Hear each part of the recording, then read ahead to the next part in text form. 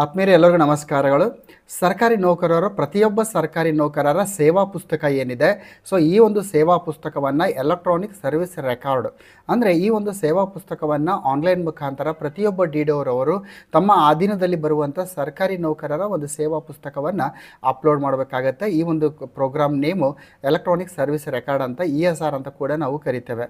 So ಆತ್ಮೀಯ ಸ್ನೇಹಿತರೆ, ಈ ಒಂದು ESR ವರ್ಕ್ DDOರವರ ಒಂದು ಜವಾಬ್ದಾರಿ ಆಗಿರುತ್ತದೆ. ಆದರೂ ಕೂಡ ಈ ಒಂದು ವಿಡಿಯೋ ಪ್ರತಿಯೊಬ್ಬ ಸರ್ಕಾರಿ ನೌಕರರು ABCD ಯಾವುದೇ ಒಂದು ಕೆಡರ್ ಆಗಿರುವಂಥ ಸರ್ಕಾರಿ ನೌಕರರು ನೋಡಲೇಬೇಕಾಗಿರುವಂಥದ್ದು. ಯಾಕಂದರೆ DDOರವರು ಒಬ್ಬ ಸರ್ಕಾರಿ ನೌಕರ ಸೇವಾ ಪುಸ್ತಕವನ್ನು, ಸೇವಾ ಮಾಹಿತಿಯನ್ನು ಅಪ್ಲೋಡನ್ನು ಮಾಡ್ತಾರೆ. ಸೊ ಈ ರೀತಿ ಅಪ್ಲೋಡ್ ಮಾಡುವಾಗ ಒಂದಿಷ್ಟು ಡಾಕ್ಯುಮೆಂಟ್ಸ್ಗಳನ್ನು ಇಲ್ಲಿ ಸರ್ಕಾರಿ ನೌಕರರು DDOರವರಿಗೆ ಕೊಡಬೇಕಾಗ್ತದೆ.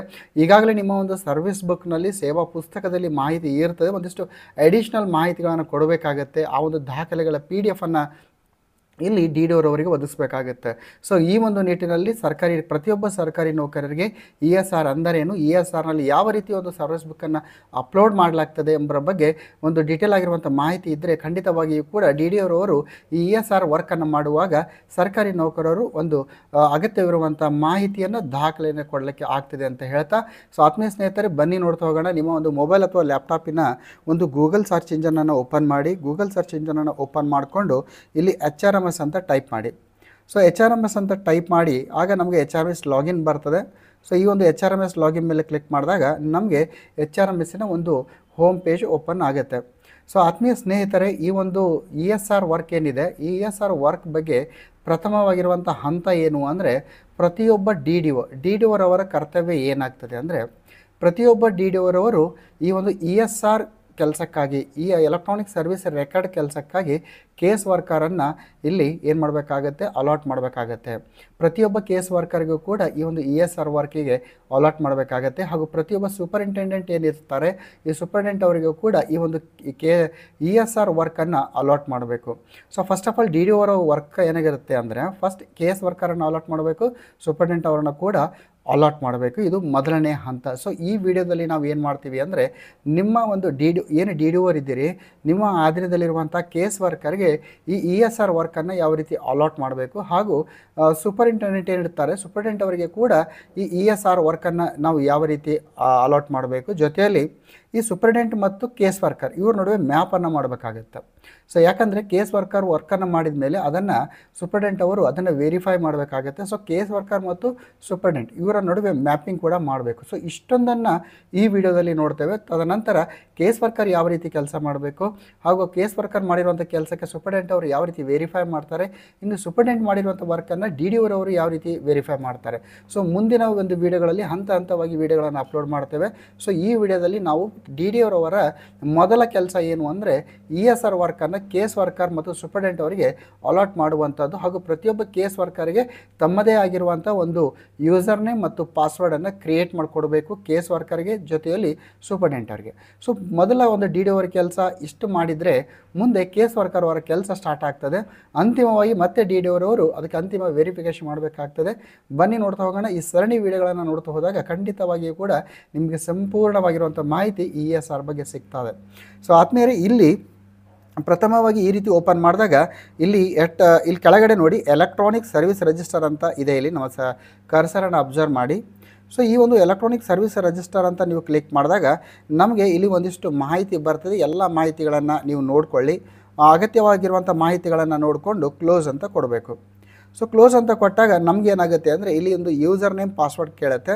ಸೊ ಆತ್ಮೀಯ ಸ್ನೇಹಿತರೆ, ಯೂಸರ್ ನೇಮ್ ಪಾಸ್ವರ್ಡ್ ಅಂತ ಬಂದಾಗ ನಿಮ್ಮ ಒಂದು HRMSನ ಒಂದು ಯೂಸರ್ ನೇಮ್ ಏನಿದೆ, ಆ ಒಂದು HRMSನ ಯೂಸರ್ ನೇಮ್ ಮತ್ತು ಆ ಪಾಸ್ವರ್ಡೇ ಕೂಡ ಈ ಒಂದು ಯಾವುದು ಎಲೆಕ್ಟ್ರಾನಿಕ್ ಸರ್ವಿಸ್ ರಿಜಿಸ್ಟರ್ನ ಒಂದು ಪಾಸ್ವರ್ಡ್ ಯೂಸರ್ ನೇಮ್ ಆಗ್ತದೆ.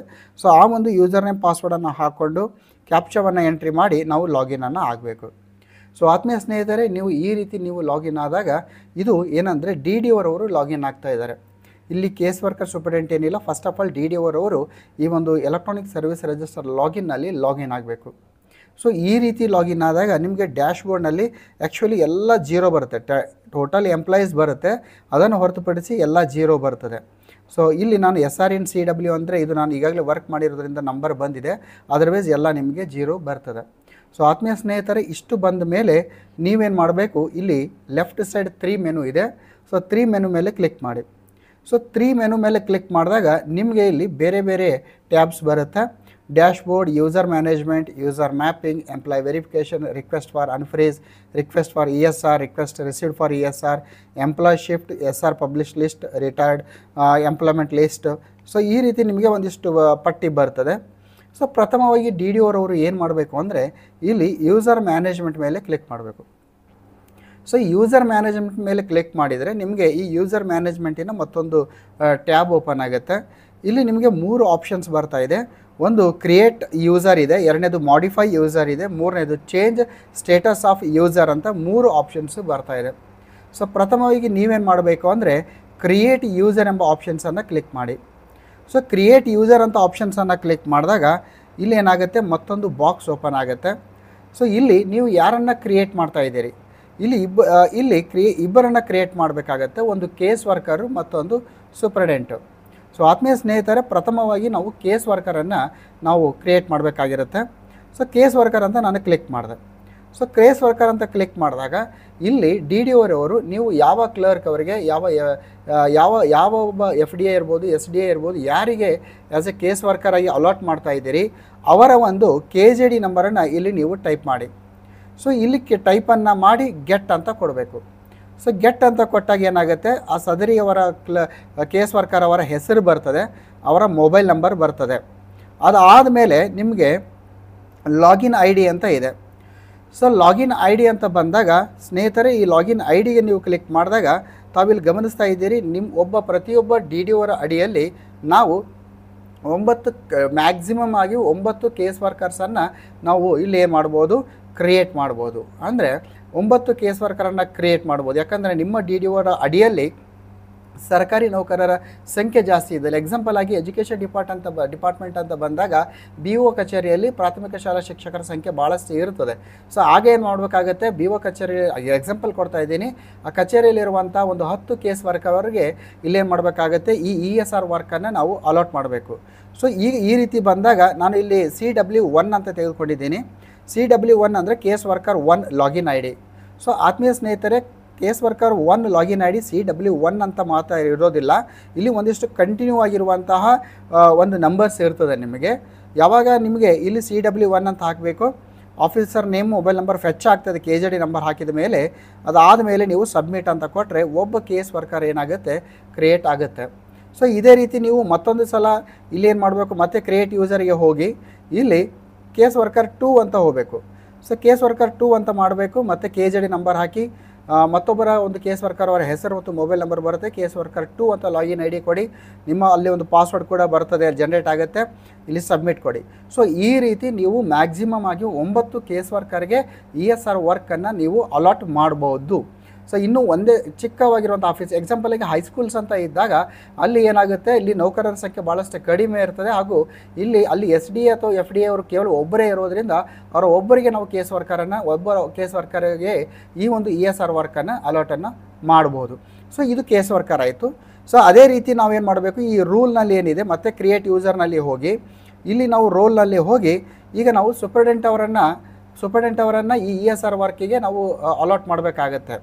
ಸೊ ಸೂಪರ್ಡೆಂಟ್ ಅಂತ ಕ್ಲಿಕ್ ಮಾಡಿ, ಯಾರನ್ನ ಸೂಪರ್ಡೆಂಟ್ ಆಗಿ ನೀವು ರೋಲ್ ಕೊಡ್ತಾ ಇದ್ದೀರಿ, ಸೂಪರ್ಡೆಂಟ್ ರೋಲನ್ನು ಕೊಡ್ತಾ ಇದ್ದೀರಿ ಅವರಿಗೆ, ಅವರ ಒಂದು KJD ನಂಬರನ್ನು ಹಾಕಿ ಗೆಟ್ ಅಂತ ಕೊಟ್ಟಾಗ ಅವರ ನೇಮು, ಮೊಬೈಲ್ ನಂಬರ್ ಎಲ್ಲ ಬರ್ತದೆ.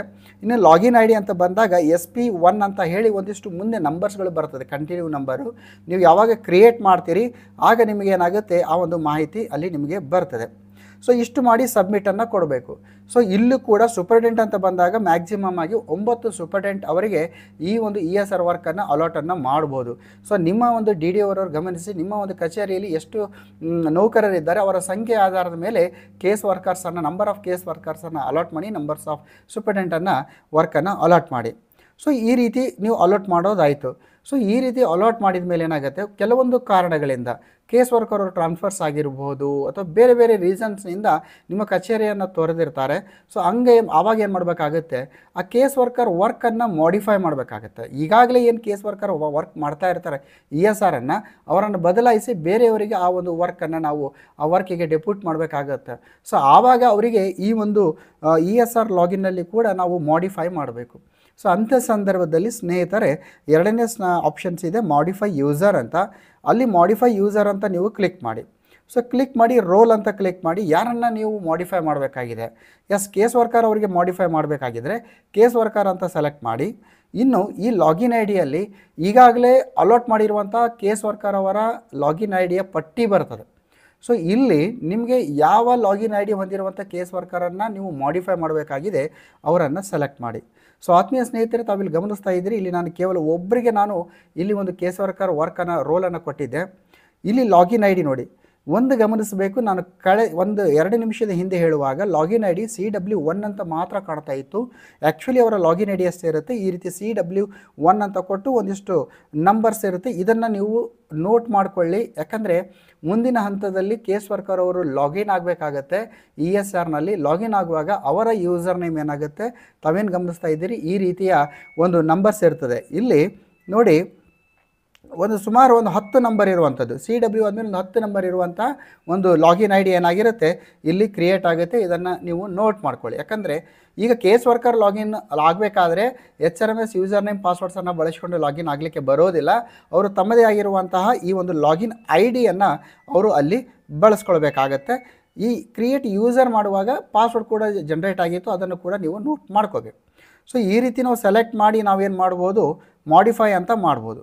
ಸೊ ಮಾಡಿಫೈ ಅಂತ ಕ್ಲಿಕ್ ಮಾಡಿ ನಾವೇನು ಮಾಡಬೇಕು, ಯಾರನ್ನು ಮಾಡಿಫೈ ಮಾಡಬೇಕಾಗಿದೆ ಅವರ ಮಾಹಿತಿಯನ್ನು ಹಾಕಿ ನಾವು ಆ ಒಂದು ಯಾವ ಕೇಸ್ ವರ್ಕರ ವರ್ಕನ್ನು ಮಾಡಿಫೈ ಕೂಡ ಮಾಡಲಿಕ್ಕೆ ಬರ್ತದೆ. ಸೊ ಇದಾದಮೇಲೆ ಚೇಂಜ್ ಸ್ಟೇಟಸ್ ಆಫ್ ಯೂಸರ್ ಅಂತ ಮತ್ತೊಂದು ಆಪ್ಷನ್ಸ್ ಇದೆ. ಸೊ ಅದನ್ನು ಕ್ಲಿಕ್ ಮಾಡಿದಾಗ ಏನಾಗುತ್ತೆ ಅಂದರೆ, ಈಗ ಆಲ್ರೆಡಿ ಏನಪ್ಪ ಅಂದರೆ ಒಬ್ಬ ಕೇಸ್ ವರ್ಕರ್ ಇದ್ದಾರೆ, ಅವರ ಒಂದು ಚೇಂಜ್ ಸ್ಟೇಟಸ್ ಆಫ್ ಯೂಸರ್, ಅವರ ಒಂದು ಯೂಸರ್ ಸ್ಟೇಟಸನ್ನು ಚೇಂಜ್ ಮಾಡಬೇಕಾಗಿದೆ. ಸೊ ಅವಾಗ ಏನು ಮಾಡಬೇಕಂದ್ರೆ, ಇವರನ್ನು ಆಲ್ರೆಡಿ ಆ್ಯಕ್ಟಿವ್ ಇದ್ದಾರೆ, ಅವರನ್ನು ನಾವು ಇನ್ಯಾಕ್ಟಿವ್ ಮಾಡಬೇಕಾಗಿತ್ತು ಅಂದರೆ ಈ ರೀತಿ ಕ್ಲಿಕ್ ಮಾಡಬೇಕು. ಆಮೇಲೆ ಅವರ ಐ ಡಿಯನ್ನು ಸೆಲೆಕ್ಟ್ ಮಾಡಬೇಕು. ಅಲ್ಲಿ ಆ್ಯಕ್ಷನ್ ಏನಿದೆ, ಆ್ಯಕ್ಟಿವ್ ಇದೆ. ಸೊ ಅವಾಗ ಏನು ಮಾಡಬೇಕು, ಆ್ಯಕ್ಟಿವ್ ಮತ್ತು ಇನ್ಯಾಕ್ಟಿವ್ ಎರಡನ್ನೂ ಕೂಡ ಮಾಡಲಿಕ್ಕೆ ಖಂಡಿತವಾಗಿಯೂ ಕೂಡ ಇಲ್ಲಿ ಸಾಧ್ಯ ಇದೆ. ಆ್ಯಕ್ಷನ್ ಅಂತ ಕ್ಲಿಕ್ ಮಾಡಿದರೆ ಆ್ಯಕ್ಟಿವ್ ಅಂತ ಆಗುತ್ತೆ. ಆ ಆ್ಯಕ್ಷನ್ ಕೆಳಗಡೆ ಇರುವಂಥ ಬಾಕ್ಸ್ ಏನಿದೆ ಆ ಬಾಕ್ಸ್ನಲ್ಲಿ ಅನ್ಚೆಕ್ ಮಾಡಿದರೆ ಇನ್ಯಾಕ್ಟಿವ್ ಅಂತ ಸ್ಟೇಟಸ್ ಬರುತ್ತೆ. ಅಪ್ಡೇಟ್ ಮಾಡಿದರೆ ಈ ಕೇಸ್ ವರ್ಕರ್ ಅವರು ಇನ್ಯಾಕ್ಟಿವ್ ಆಗ್ತಾರೆ. ಇವರು ತಮ್ಮ ಯೂಸರ್ ನೇಮ್ ಪಾಸ್ವರ್ಡನ್ನು ಬಳಸಿಕೊಂಡು ಲಾಗಿನ್ ಮಾಡಲಿಕ್ಕೆ ಆಗೋದಿಲ್ಲ. ಸೊ ಆತ್ಮೀಯ DDO ಅವರೇ, ಈಗ ನೀವು ನಿಮ್ಮ ಫಸ್ಟ್ ವರ್ಕ್ ಏನಾಗಿರುತ್ತೆ ಅಂದರೆ, ನಿಮ್ಮ ಒಂದು ಕಚೇರಿಯಲ್ಲಿರುವಂತಹ ಕೇಸ್ ವರ್ಕರ್ ಅವರಿಗೆ, ನಿಮ್ಮ ಕಚೇರಿಯಲ್ಲಿರುವಂಥ ನೌಕರರಿಗೆ ಒಂದು ಕೇಸ್ ವರ್ಕರ್ ರೋಲನ್ನು ಕೊಡಬೇಕು. ಅವರಿಗೆ ತಮ್ಮ ಯೂಸರ್ ನೇಮನ್ನು ಕ್ರಿಯೇಟ್ ಮಾಡಿಸ್ಬೇಕು, ಹಾಗೂ ಅವರಿಗೆ ಒಂದು ಪಾಸ್ವರ್ಡನ್ನು ಕೂಡ ನಾವು ಕ್ರಿಯೇಟ್ ಮಾಡಬೇಕಾಗುತ್ತೆ. This is the procedure. So ಈಗಾಗಲೇ ಕ್ರಿಯೇಟ್ ಯಾವ ರೀತಿ ಮಾಡಬೇಕು, ಮಾಡಿಫೈ ಯಾವ ರೀತಿ ಮಾಡಬೇಕು, ಆಮೇಲೆ ಅವರನ್ನು ಆ್ಯಕ್ಟಿವ್ ಮತ್ತು ಇನ್ಯಾಕ್ಟಿವ್ ಯಾವ ರೀತಿ ಮಾಡಬೇಕು ಎಂಬುದರ ಬಗ್ಗೆ ಯೂಸರ್ ಮ್ಯಾನೇಜ್ಮೆಂಟ್ನಲ್ಲಿ ನೋಡಿದ್ವಿ. ಸೊ ಇದೇ ರೀತಿ ನಾವು ಏನು ಮಾಡ್ಬೋದು, ಸೂಪರ್ಡೆಂಟ್ ಅವರನ್ನು ಕೂಡ ನಾವೇನು ಮಾಡ್ಬೋದು, ಇಲ್ಲಿ ಇನ್ಯಾಕ್ಟಿವನ್ನು ನಾವು ಮಾಡಲಿಕ್ಕೆ ಸಾಧ್ಯ ಇದೆ. ಸೊ ರೋಲ್ ಅಂತ ಸೆಲೆಕ್ಟ್ ಮಾಡೋದು, ಸೂಪರ್ಡೆಂಟ್ ಅಂತ ಸೆಲೆಕ್ಟ್ ಮಾಡೋದು, ಗೆಟ್ ಸ್ಟೇಟಸ್ ಅಂತ ಮಾಡಬೇಕು. ಅದಾದ ನಂತರ ಯಾವ ಸೂಪರ್ಡೆಂಟನ್ನು ಇನ್ಯಾಕ್ಟಿವ್ ಮಾಡಬೇಕಾಗಿದೆ ಅವರ ಪಟ್ಟಿ ಬರ್ತದೆ. ಆ ಒಂದು ಯೂಸರ ನೇಮನ್ನು ನೋಡಿ, ನಾವು ಸೂಪರ್ಡೆಂಟ್ ಅವರ ಒಂದು ಕ್ರಿಯೇಟ್ ಮಾಡಿದಾಗ ಕೂಡ ಅಲ್ಲಿ ಯೂಸರ್ ನೇಮ್ನಲ್ಲಿ SP1 ಅಂತ ಬಂದಿತ್ತು. ಆ್ಯಕ್ಚುಲಿ ಅವರ ಒಂದು ಏನಿರುತ್ತೆ ಅಂದರೆ ಯೂಸರ್ ನೇಮ್ ಇಷ್ಟು ಉದ್ದವಾಗಿರುತ್ತದೆ. ಸೊ ಇದನ್ನು ನೀವು ಸೂಪರ್ಡೆಂಟ್ ಅವರು ಕೂಡ ನೋಟ್ ಮಾಡ್ಕೋಬೇಕು, ಯಾಕಂದರೆ ಸೂಪರ್ಡೆಂಟ್ ಅವರು ಕೂಡ ಲಾಗಿನ್ ಆಗಬೇಕಾದ್ರೆ ಈ ಒಂದು ಏನಿದೆ ಯೂಸರ್ ನೇಮನ್ನು ಬಳಸ್ಕೊಳ್ಬೇಕಾಗತ್ತೆ. ಜೊತೆಯಲ್ಲಿ ಪಾಸ್ವರ್ಡ್ ಕೂಡ ಜನ್ರೇಟ್ ಆಗಿರುತ್ತೆ ಕ್ರಿಯೇಟ್ ಯೂಸರ್ನಲ್ಲಿ. ಸೊ ಅದನ್ನು ಬಳಸ್ಕೊಂಡು ಅವರು ಸೂಪರ್ಡೆಂಟ್ ಅವರು ಪ್ರತ್ಯೇಕವಾಗಿ ಲಾಗಿನ್ ಆಗಬೇಕಾಗತ್ತೆ. ಸೊ 3 ಲಾಗಿನ್ ಕ್ರಿಯೇಟ್ ಆಯಿತು. ಒಂದು DDO ಅವರು HRMSನ ಯೂಸರ್ ನೇಮ್ ಪಾಸ್ವರ್ಡನ್ನು ಬಳಸ್ಕೊಂಡು ಲಾಗಿನ್ ಆಗ್ತಾರೆ. ಈಗ ನಾವು ಕೇಸ್ ವರ್ಕರ್ ರೋಲನ್ನು ಕ್ರಿಯೇಟ್ ಮಾಡಿದ್ವಿ, ಸೂಪರ್ಡೆಂಟ್ ರೋಲ್ ಅವರ ಕ್ರಿಯೇಟ್ ಮಾಡಿದ್ದೀವಿ. ಸೊ ಅವರಿಗೆ ಯೂಸರ್ ನೇಮ್ ಪಾಸ್ವರ್ಡನ್ನು ಕೂಡ ಜನ್ರೇಟ್ ಮಾಡಿಕೊಟ್ಟಿದ್ದೀವಿ. ಸೊ ಅದನ್ನು ಬಳಸಿಕೊಂಡು ಕೇಸ್ ವರ್ಕರ್ ಲಾಗಿನ್ ಆಗ್ತಾರೆ, ಸೂಪರ್ಡೆಂಟ್ ಅವರು ಸೂಪರ್ಡೆಂಟ್ ಲಾಗಿನನ್ನು ಆಗ್ತಾರೆ. ಸೊ ಆತ್ಮೀಯ ಸ್ನೇಹಿತರೆ, ಇಷ್ಟೊಂದು. ಸೊ ಈಗ DDO ಅವರ ಫಸ್ಟ್ ವರ್ಕ್ ಏನಂದರೆ, ತಮ್ಮ ಒಂದು ಕಚೇರಿಯಲ್ಲಿರುವಂತಹ ಕೇಸ್ ವರ್ಕರಿಗೆ ESR ರೋಲನ್ನು ಕೊಡಬೇಕು. ಸೂಪರ್ಡೆಂಟ್ ಅವರಿಗೂ ಕೂಡ ESR ರೋಲನ್ನು ESR ವರ್ಕನ್ನು ಅಲಾಟನ್ನು ಮಾಡಬೇಕಾಗತ್ತೆ. ಇದು ಒಂದು. ಸೊ ಇಷ್ಟಾದ ಮೇಲೆ ಇದು ಒಂದು ಮೊದಲನೇ ಹಂತ. ಇದಾದಮೇಲೆ ನಿಮಗೆ ಕೇಸ್ ವರ್ಕರ್ ಯಾವ ರೀತಿ ಲಾಗಿನ್ ಆಗಬೇಕು ಅದನ್ನು ನಿಮಗೆ ತೋರಿಸಿರ್ತೀನಿ. ತೋರಿಸ್ಕೊಂಡು ಮುಂದಿನ ಹಂತಕ್ಕೆ ನೋಡೋಣ. ಸೊ ಆದಮೇಲೆ ಲಾಗೌಟ್ ಆಗಿದ್ದೀನಿ. ಮತ್ತೆ ನೀವೇನು ಮಾಡಬೇಕು, HRMS ಅಂತ ಟೈಪ್ ಮಾಡಿ. ಸೊ HRMS ಟೈಪ್ ಮಾಡಿ ಸರ್ಚ್ ಕೊಟ್ಟಾಗ HRMS ಲಾಗಿನ್ ಬರ್ತದೆ. ಇಲ್ಲಿ ಕೆಳಗಡೆ ಎಲೆಕ್ಟ್ರಾನಿಕ್ ಸರ್ವಿಸ್ ರಿಜಿಸ್ಟರ್ ಅಂತ ಇದೆ, ಅಲ್ಲಿ ಕ್ಲಿಕ್ ಮಾಡಿ. ಆಗ ನಿಮಗೆ ಒಂದಿಷ್ಟು ಮಾಹಿತಿ ಬರುತ್ತೆ, ಕ್ಲೋಸ್ ಅಂತ ಕೊಡಿ. ಈಗ ನಾನು ಇಲ್ಲಿ ಏನು ಮಾಡ್ತಾಯಿದ್ದೀನಿ ಅಂದರೆ, ಒಬ್ಬ ಕೇಸ್ ವರ್ಕರನ್ನು ಯಾವ ರೀತಿ ಲಾಗಿನ್ ಆಗಬೇಕು ಅಂತ. ಸೊ ಆತ್ಮೀಯ ಸ್ನೇಹಿತರೆ, ಇಲ್ಲಿ ಕೇಸ್ ವರ್ಕರ್ ಲಾಗಿನ್ ಏನಿದೆ ಈಗಾಗಲೇ ಕೇಸ್ ವರ್ಕರ್ ಲಾಗಿನ್ ಏನಿತ್ತು ಅದನ್ನು ಅದನ್ನು ನೋಟ್ ಮಾಡ್ಕೋಬೇಕು. ಲಾಗಿನ್ ಐ ಡಿ ಸುಮಾರು ಎಷ್ಟು ಅಂಕೆಗಳಿರುತ್ತೆ ಅಂದರೆ ಇಲ್ಲಿ ನೋಡಿ ಸುಮಾರು 10ರಿಂದ 11 ಅಂಕೆಗಳಿರುತ್ತೆ. CW ಅಂತ ಸ್ಟಾರ್ಟ್ ಆದರೆ ಕೇಸ್ ವರ್ಕರ್, SP ಅಂತ ಸ್ಟಾರ್ಟ್ ಆದರೆ ಸೂಪರ್ಡೆಂಟ್. ಸೊ ತಮ್ಮದೇ ಆಗಿರುವಂಥ ಒಂದು ಏನಾಗಿರುತ್ತೆ ಅಂದರೆ ಯೂಸರ್ ನೇಮ್ ಮತ್ತು ಪಾಸ್ವರ್ಡನ್ನು ಹಾಕ್ಕೊಂಡು ನೀವು ಲಾಗಿನನ್ನು ನೀವು ಮಾಡಬೇಕು. ಸೊ ಆಮೇಲೆ ಇಲ್ಲಿ ಕ್ಯಾಪ್ಚಾ ಇರ್ತದೆ, ಕ್ಯಾಪ್ಚಾವನ್ನು ಎಂಟ್ರಿ ಮಾಡಿ ನೀವೇನು ಮಾಡಬೇಕಾಗತ್ತೆ, ಲಾಗಿನನ್ನು ಮಾಡಬೇಕು. ಸೊ ತಾವಿಲ್ಲಿ ಗಮನಿಸ್ತಾ ಇದ್ದೀರಿ, ಇದನ್ನು ನಾವು ಕೇಸ್ ವರ್ಕರ್ ತಮ್ಮ ಯೂಸರ್ ನೇಮ್ ಪಾಸ್ವರ್ಡನ್ನು ಹಾಕ್ಕೊಂಡು ಲಾಗಿನನ್ನು ಮಾಡಿದ್ದಾರೆ. ಸೊ ಆತ್ಮೀಯ ಸ್ನೇಹಿತರೆ, ನಾವು ಈ ವಿಡಿಯೋದಲ್ಲಿ ಸ್ಪಷ್ಟ ಏನು ಮಾಡಿದ್ದೀವಿ ಅಂದರೆ ಒಬ್ಬ DDO ರವರು ಈ ESR ಅಂತ ಬಂದಾಗ ಮೊದಲ ಕೆಲಸ ಏನಾಗಿರುತ್ತೆ, ಮೊದಲ ರೋಲ್ ಏನಾಗಿರುತ್ತೆ ಅಂದರೆ ನಿಮ್ಮ ಕಚೇರಿಯಲ್ಲಿರುವಂತಹ ನೌಕರರಿಗೆ ಇಲ್ಲಿ ನೀವು ಕೇಸ್ ವರ್ಕರ್ ರೋಲನ್ನು ನೀವು ಏನು ಮಾಡಬೇಕು, ಅಲಾಟ್ ಮಾಡಬೇಕು, ಹಾಗೂ ಸೂಪರ್ಡೆಂಟ್ ರೋಲನ್ನು ಅಲಾಟ್ ಮಾಡಬೇಕು. ನಿಮ್ಮ ಕಚೇರಿಯಲ್ಲಿ ಕಡಿಮೆ ಸಂಖ್ಯೆಯ ನೌಕರರು ಕರ್ತವ್ಯವನ್ನು ನಿರ್ವಹಿಸ್ತಾ ಇದ್ದರೆ ಕೇವಲ ಒಬ್ಬರು ಅಥವಾ ಇಬ್ಬರು ಕೇಸ್ ವರ್ಕರನ್ನು ಅಲಾಟ್ ಮಾಡಿ, ಹೆಚ್ಚಿನ ಸಂಖ್ಯೆಯಲ್ಲಿ ಇದ್ದರೆ ಇಲ್ಲಿ ಹೆಚ್ಚಿನ ಒಂದು ನೌಕರರಿಗೆ ಏನು ಮಾಡಬೇಕು, ಕೇಸ್ ವರ್ಕರ್ ರೋಲನ್ನು ಕೊಡಬೇಕು, ಸೂಪರ್ಡೆಂಟ್ ರೋಲನ್ನು ನಾವು ಕೊಡಬೇಕು. ಇನ್ನು ಮುಂದಿನ ವೀಡಿಯೋದಲ್ಲಿ ನಾವು ಏನಂದರೆ ಯಾವ ರೀತಿ ಈಗ ಕೇಸ್ ವರ್ಕರ್ ಲಾಗಿನ್ ಆಗಿದ್ದಾರೆ, ಈ ಒಂದು ಕೇಸ್ ವರ್ಕರ್ ಅವರಿಗೆ ತಮ್ಮ ಕಚೇರಿಯಲ್ಲಿ ಕೆಲಸ ಮಾಡ್ತಿರುವಂಥ ಇತರ ನೌಕರರನ್ನು ಕೇಸ್ ವರ್ಕರ್ ಅವ್ರಿಗೆ ನಾವೇನು ಮಾಡಬೇಕಾಗತ್ತೆ, ಮ್ಯಾಪನ್ನು ಮಾಡಬೇಕಾಗತ್ತೆ. ಸೊ ಈ ರೀತಿ ಮ್ಯಾಪ್ ಮಾಡಿದಾಗ ಎಕ್ಸಾಂಪಲ್ ಆಗಿ ನಾನು ಈಗ 3 ಕೇಸ್ ವರ್ಕರಿಗೆ ESR ರೋಲನ್ನು ಕೊಟ್ಟಿದ್ದೀನಿ. ನನ್ನ ಕಚೇರಿಯಲ್ಲಿ 30 ಸರ್ಕಾರಿ ನೌಕರರು ಕರ್ತವ್ಯವನ್ನು ನಿರ್ವಹಿಸ್ತಾ ಇದ್ದಾರೆ. ಈಗ ಆ್ಯಸ್ ಎ DDO ಆಗಿ ನಾನು ಪ್ರತಿಯೊಬ್ಬ ಕೇಸ್ ವರ್ಕರ್ಗೆ 10 kg ಅಡಿ 10 ಸರ್ಕಾರಿ ನೌಕರರನ್ನು ಮ್ಯಾಪ್ ಮಾಡ್ತಾ ಹೋಗ್ತೇನೆ.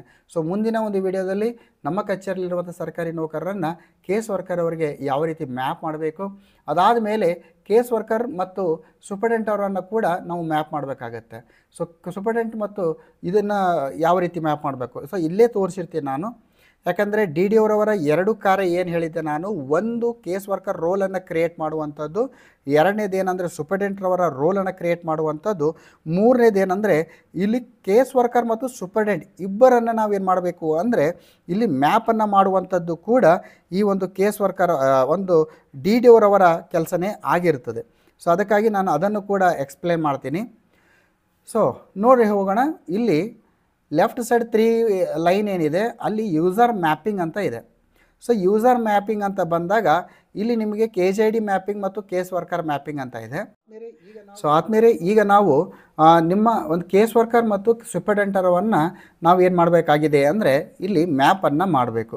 ಇದು DDO ರವರ 3ನೇ ಕೆಲಸ. 1ನೇ ಕೆಲಸ ಕೇಸ್ ವರ್ಕರನ್ನು ರೋಲನ್ನು ಕ್ರಿಯೇಟ್ ಮಾಡೋದು, ಎರಡನೇದು ಸೂಪರ್ಡೆಂಟ್ ಅವರ ರೋಲನ್ನು ಕ್ರಿಯೇಟ್ ಮಾಡೋದು, ಮೂರನೇದು ಅಂದರೆ ಸೂಪರ್ಡೆಂಟ್ ಮತ್ತು ಕೇಸ್ ವರ್ಕರನ್ನು ಮ್ಯಾಪ್ ಮಾಡಬೇಕು. ಸೊ ಆದಮೇಲೆ ಈ ಒಂದು DDO ಲಾಗಿನ್ನಲ್ಲಿ ಲೆಫ್ಟ್ ಸೈಡ್ 3 ಮೆನುನಲ್ಲಿ ಕ್ಲಿಕ್ ಮಾಡಿ, ಆಗ ಯೂಸರ್ ಮ್ಯಾಪಿಂಗ್ ಅಂತ ಆಪ್ಷನ್ ಇದೆ, ಕ್ಲಿಕ್ ಮಾಡಿ.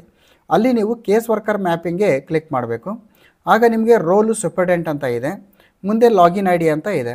ಸೊ ಲಾಗಿನ್ ID ಅಂತ ಕ್ಲಿಕ್ ಮಾಡಿದಾಗ ನೀವು ಎಷ್ಟು ಜನ ಸೂಪರ್ಡೆಂಟ್ ರೋಲ್ ಕೊಟ್ಟಿದ್ದೀರಿ ಆ ಸೂಪರ್ಡೆಂಟ್ ರೋಲ್ ಅವರ ಒಂದು ಪಟ್ಟಿ ಬರ್ತದೆ. ನಾನು ಕೇವಲ ಒಬ್ಬರನ್ನು ಸೂಪರ್ಡೆಂಟ್ ರೋಲ್ ಕೊಟ್ಟಿದ್ದೀನಿ, ಒಬ್ಬರ ಪಟ್ಟಿ ಬಂದಿದೆ. ಆ ಐಡಿಯನ್ನು ನಾನು ಸೆಲೆಕ್ಟ್ ಮಾಡ್ತೀನಿ. ಸೆಲೆಕ್ಟ್ ಮಾಡಿದ ಮೇಲೆ ಕೆಳಗಡೆ CW ಲಾಗಿನ್ ಅಂತ ಇದೆ. CW ಲಾಗಿನ್ ಅಂದರೆ ಈಗ ನೀವು ನಿಮ್ಮ ಒಂದು DDO ಲಾಗಿನ್ ಅಡಿಯಲ್ಲಿ ಎಷ್ಟು ಕೇಸ್ ವರ್ಕರ್ ರೋಲನ್ನು ಕ್ರಿಯೇಟ್ ಮಾಡಿದ್ದೀರಿ ಅಲ್ಲಿ ಪಟ್ಟಿ ಬರುತ್ತೆ. ನೀವು 3 ಕೇಸ್ ವರ್ಕರ್ ರೋಲನ್ನು ಕ್ರಿಯೇಟ್ ಮಾಡಿದರೆ 3 ಕೇಸ್ ವರ್ಕರ್ ಒಂದು ಲಾಗಿನ್ ಐಡಿಯ ಪಟ್ಟಿ ಬರ್ತದೆ. ಆಗ ನಾವು ಇಲ್ಲಿ ನೀವೇನು ಸೂಪರ್ಡೆಂಟ್ ಲಾಗಿನ್ ಐಡಿಯನ್ನು ಸೆಲೆಕ್ಟ್ ಮಾಡಿದ್ದೀರಿ, ಈ ವ್ಯಕ್ತಿಯ ಕೆಳಗಡೆ ಯಾವ ಕೇಸ್ ವರ್ಕರನ್ನು ನೀವು ಮ್ಯಾಪ್ ಮಾಡಬೇಕಾಗಿದೆ ಅವರ ಒಂದು ಲಾಗಿನ್ ಐಡಿಯನ್ನು ನೀವು ಸೆಲೆಕ್ಟ್ ಮಾಡಬೇಕು. ಈ ರೀತಿ ಸೆಲೆಕ್ಟ್ ಮಾಡಿದರೆ ಏನಾಗುತ್ತೆ, ಲಾಗಿನ್ ID ಸೂಪರ್ಡೆಂಟ್ ಮೇಲಿದೆ, ಕೆಳಗಡೆ ನೀವು ಸೆಲೆಕ್ಟ್ ಮಾಡಿರುವಂಥ ಕೇಸ್ ವರ್ಕರ್ ಅವರ ಲಾಗಿನ್ ಇದೆ. ಕೆಳಗಡೆ ಸಬ್ಮಿಟ್ ಕೊಟ್ಟರೆ ಇಲ್ಲಿ ಈ ಒಂದು ಸೂಪರ್ಡೆಂಟ್ ಅವರಿಗೆ ನೀವು ಸೆಲೆಕ್ಟ್ ಮಾಡಿರುವಂತಹ ಕೇಸ್ ವರ್ಕರ್ ಅವರು ಮ್ಯಾಪ್ ಆಗ್ತಾರೆ. ಸೊ ಈ ರೀತಿ ನೀವು ಮ್ಯಾಪ್ ಮಾಡೋದ್ರಿಂದ ಕೇಸ್ ವರ್ಕರ್ ಅವರು ತಮ್ಮ ಅಡಿಯಲ್ಲಿ ನೌಕರರ ಒಂದು ಸರ್ವಿಸ್ ಬುಕ್ಕನ್ನು ಅಪ್ಲೋಡನ್ನು ಮಾಡಿ ಅವರು ಮುಂದೆ ಆ ಒಂದು ವೆರಿಫಿಕೇಷನ್ಗಾಗಿ ಸೂಪರ್ಡೆಂಟ್ರವರಿಗೆ ಕಳಿಸ್ಕೊಡ್ತಾರೆ. ಯಾವ ಸೂಪರ್ಡೆಂಟ್ ಆ ಒಂದು ಫೈಲನ್ನು ಅಟೆಂಡ್ ಮಾಡಬೇಕು ಅಂದರೆ ಇಲ್ಲೇ ನೀವು ಮ್ಯಾಪ್ ಮಾಡಿರ್ತೀರಿ, ಈ ಸೂಪರ್ಡೆಂಟ್ ಅವರ ಲಾಗಿನ್ಗೆ ಈ ಕೆಳಗಡೆ ಇರುವಂಥ ಕೇಸ್ ವರ್ಕರ್ ಅವರು ಕಳುಹಿಸಿಕೊಟ್ಟಿರುವಂಥ ಒಂದು ESRನ ಫೈಲು ಆ ಸೂಪರ್ಡೆಂಟ್ ಅವರಿಗೆ ಹೋಗ್ತದೆ. ಇಲ್ಲಿ ನೀವು ಮ್ಯಾಪ್ ಮಾಡಲಿಲ್ಲ ಅಂದರೆ ಈ ಕೇಸ್ ವರ್ಕರ್ ಅವರು ಯಾವ ಒಂದು ಸೂಪರ್ಡೆಂಟ್ರಿಗೆ ಅದನ್ನು ಫಾರ್ವರ್ಡ್ ಮಾಡಬೇಕು, ಸೊ ಒಂದಿಷ್ಟು ಅಲ್ಲಿ ಫಾರ್ವರ್ಡ್ ಮಾಡಲಿಕ್ಕೇ ಆಗೋದಿಲ್ಲ. ಸೊ ಮುಂದೆ ಯಾವ ಸೂಪರ್ಡೆಂಟ್ ಅವರಿಗೆ ಫಾರ್ವರ್ಡ್ ಮಾಡಬೇಕು ಅಂದರೆ ಫಸ್ಟ್ ಆಫ್ ಆಲ್ ನಾವು ಇಲ್ಲಿ ಮ್ಯಾಪನ್ನು ಮಾಡಬೇಕು. ಒಂದು ವೇಳೆ ನಿಮ್ಮ ಒಂದು ಕಚೇರಿಯಲ್ಲಿ ಕೇವಲ ಒಬ್ಬ ಸೂಪರ್ಡೆಂಟ್ ಒಬ್ಬ ಕೇಸ್ ವರ್ಕರ್ಗೆ ವರ್ಕನ್ನು ಅಲಾಟ್ ಮಾಡಿದರೆ ಅಲ್ಲೂ ಕೂಡ ಆ ಸೂಪರ್ಡೆಂಟ್ ಮತ್ತು ಕೇಸ್ ವರ್ಕರ್ ಅವರಿಗೆ ಮ್ಯಾಪನ್ನು ಮಾಡಿದರೆ ಮುಂದಿನ ಹಂತಗಳಲ್ಲಿ ಕೇಸ್ ವರ್ಕರ್ ಅವರು ESRನಲ್ಲಿ ಸರ್ವಿಸ್ ಬುಕ್ಕನ್ನು ಅಪ್ಲೋಡ್ ಮಾಡಿದ ನಂತರ ಇಲ್ಲಿ ಮ್ಯಾಪ್ ಆಗಿರುವಂಥ ಸೂಪರ್ಡೆಂಟ್ ಅವರಿಗೆ ಆ ಒಂದು ಫೈಲನ್ನು ಅವರೇನು ಮಾಡ್ತಾರೆ ಟ್ರಾನ್ಸ್ಫರ್ ಮಾಡ್ತಾರೆ ಫಾರ್ ವೆರಿಫಿಕೇಷನ್. ಸೊ ಮುಂದಿನ ಒಂದು ವಿಡಿಯೋದಲ್ಲಿ ನಾವು ಸೂಪರ್ಡೆಂಟ್ ಅವರು ಯಾವ ರೀತಿ ಲಾಗಿನ್ ಆಗಬೇಕು ಹಾಗೂ ಕೇಸ್ ವರ್ಕರ್ ಕಳಿಸಿರುವಂತಹ ಒಂದು ESR ಏನಿರುತ್ತೆ ಅದನ್ನು ಯಾವ ರೀತಿ ವೆರಿಫೈ ಮಾಡಬೇಕು ಅದನ್ನು ನೋಡ್ತೀವಿ. ಮುಂದೆ ಸೂಪರ್ಡೆಂಟ್ ಅವರು DDO ಅವರಿಗೆ ಆ ಒಂದು ESRನ ಕಳಿಸ್ತಾರೆ. DDO ಅವರು ಕೂಡ ಆ ಒಂದು ಸರ್ವಿಸ್ ಬುಕ್ಕನ್ನು ಅವರು ವೆರಿಫೈಯನ್ನು ಮಾಡಬೇಕಾಗತ್ತೆ, ಎರಡನೇ ಹಂತ. ಸೊ ಮುಂದಿನ ವಿಡಿಯೋದಲ್ಲಿ ಕೇಸ್ ವರ್ಕರ್ ಅವರು ಡಿಟೇಲ್ ಆಗಿ ಒಬ್ಬ ಸರ್ಕಾರಿ ನೌಕರರ ಎಲೆಕ್ಟ್ರಾನಿಕ್ ಸರ್ವಿಸ್ ರಿಜಿಸ್ಟರನ್ನು ಯಾವ ರೀತಿ ಅಪ್ಲೋಡ್ ಮಾಡಬೇಕು, ಏನೆಲ್ಲ ಡಾಕ್ಯುಮೆಂಟ್ಸನ್ನು ಅಪ್ಲೋಡ್ ಮಾಡಬೇಕು, ಡಾಕ್ಯುಮೆಂಟ್ ಫಾರ್ಮೇಟ್ ಯಾವ ರೀತಿ ಇರಬೇಕು, ಡಾಕ್ಯುಮೆಂಟಿನ ಸೈಜ್ ಯಾವ ರೀತಿ ಇರಬೇಕು, ಸೊ ಕಂಪ್ಲೀಟ್ ಆಗಿರುವಂಥ ಇನ್ಫಾರ್ಮೇಷನ್ಸನ್ನು ಮುಂದಿನ ಒಂದು ವಿಡಿಯೋ ಸರಣಿಗಳಲ್ಲಿ ಅಪ್ಲೋಡನ್ನು ಮಾಡ್ತೀವಿ. ಏನಾದರೂ ಡೌಟ್ಸ್ ಇದ್ದರೆ ಕಾಮೆಂಟ್ನಲ್ಲಿ ಕಾಮೆಂಟ್ ಮಾಡಿ. ಈ ಒಂದು ವಿಡಿಯೋ ಉಪಯೋಗ ಆಗ್ತಾಯಿದ್ರೆ ಸ್ನೇಹಿತರಿಗೆ ಶೇರ್ ಮಾಡಿ ಹಾಗೂ ಚಾನಲನ್ನು ಸಬ್ಸ್ಕ್ರೈಬ್ ಮಾಡಿ ಅಂತ ಹೇಳ್ತಾ ಜೈ ಹಿಂದ್, ವಂದೇ ಮಾತರಂ.